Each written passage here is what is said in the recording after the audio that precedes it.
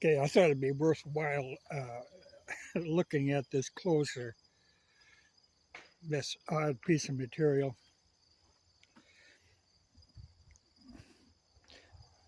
Now, if you can see it, it's really very well made, very finely made by somebody who really knew what they were doing.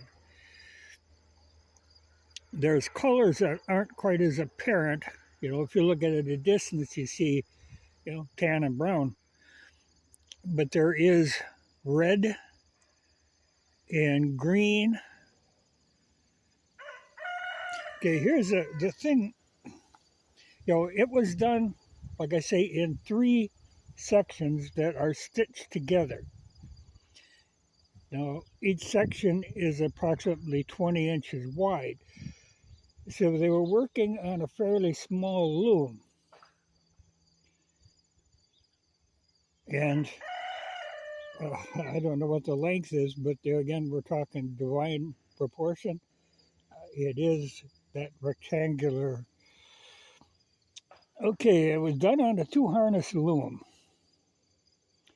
but it is double slayed.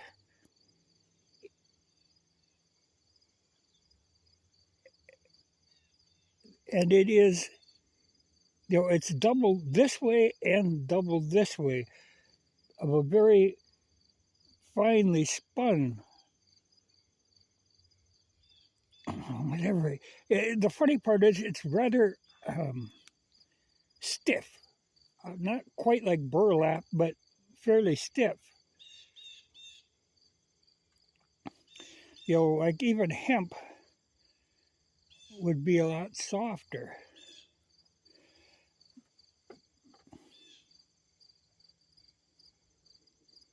But when you look at the edge, which is, the edge of the loom when you're weaving, like I say, whoever did this ain't the first one they've done. That selvage is just flawless, really.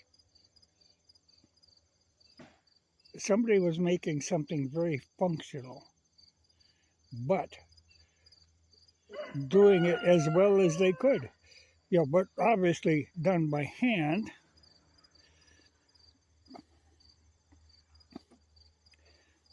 It's really, the more I look at it, the more impressive it is.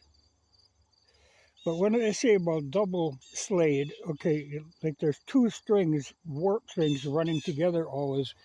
It is the same thing that I do on my rugs.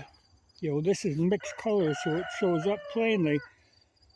But rather than a plain weave having every one separate, you always run 2 together so that you have the same amount of ends per inch, but the way they're spaced, it actually helps because it recesses the warp. The material pushes up, so the warp isn't right on the surface. It makes them last longer. But that's what they did here.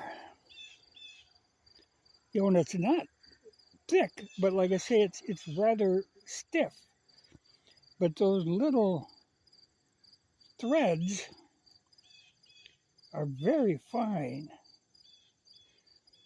And here's the thing, when they finished it off, they used a heavier, let's see if I find, like say here's a part that doesn't have the fringe on. The center section isn't fringed, the outer 2 are. But you can see that's a very fine thread that they're using.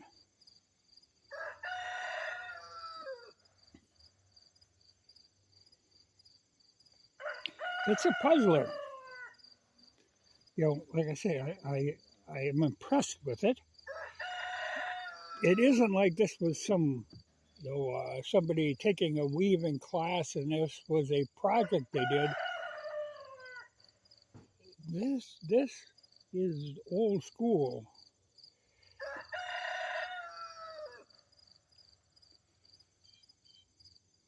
Yeah, I really don't know quite what to think of that. But I do when I look at it, I keep thinking, Bedouin. And when I said about the first thing that came to mind was camel hair. See that isn't a plant-based fiber. That appears to be a hair. And the normal thing for people out herding sheep or goats or whatever, it could be goat, um, they will carry a drop spindle with them and spin yarn. Like if a sheep leaves some little patch of fur on some thorn bush, they'll pluck it up and spin it. And they continually do this all day long. And that could be, and I don't know, they're very much earth tone colors, and you have that green and that red. Uh, so it's probably some kind of plant-based dyes.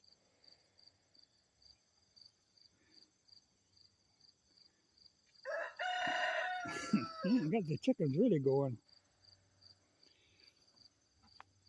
Yeah, it's cool. But like I say, I had mentioned in a comment to somebody, I suspect this came from like someplace in the Middle East. To me, it seems like a desert nomadic. For one thing, the fact that it is done in 3 sections and then sewn together. Now, to make a blanket,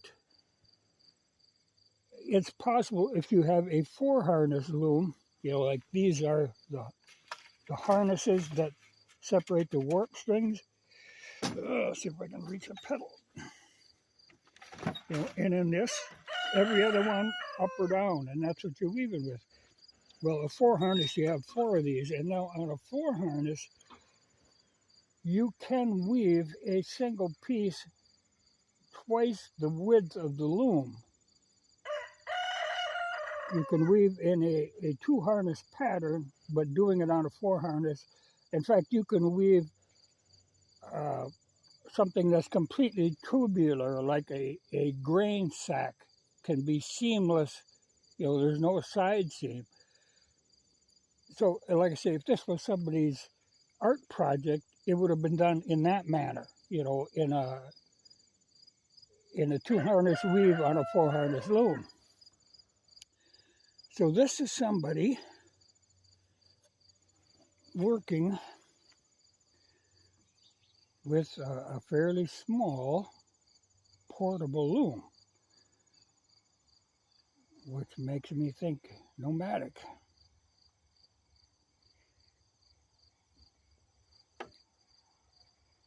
But I'd swear, stuff like this does turn up in thrift stores. If somebody inherits something that their parents had, and they look at it and think, what's this old thing? Well, let's get rid of this.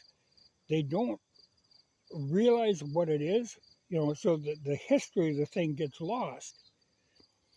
But people now often do not appreciate what, this sort of thing was. To them, it's just some old thing. So they donate it to a thrift store. And a lot of the people working as volunteers in thrift stores will look at it and they will say, yeah, what's this old thing? Put a low price tag on it. Or I have run into a lot of times where really cool stuff like this will end up in a bin that they sell for dog bedding, which is weird. I have bought Hudson Bay blankets out of the dog bin. It's crazy. People don't, people have lost the ability to look at something and say, oh, that is quality and that is very interesting. They have lost that ability. But this I find very fascinating.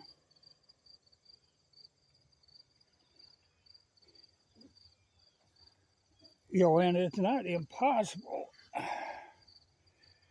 that someplace in here will be found what you would think of as an error, but was the weaver's kind of signature. But the theory on something like this too was that you don't make something like this perfect, you make it somewhat flawed. In theory, only God is capable of perfection, and to strive for perfection yourself is to mock God. But that's. I mean, if you do any weaving, or if you've been around people who just start weaving, that's that selvage is fantastic. I have seen people go all over the place, and that's normal. How you can tell, you know, how much weaving somebody has done, and this person has got it down. Well, like I say, it fascinates me.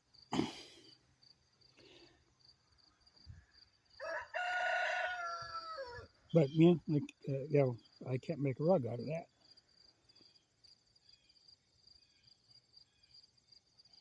It's a rare thing. It's like a Bedouin version of the Shroud of Turin.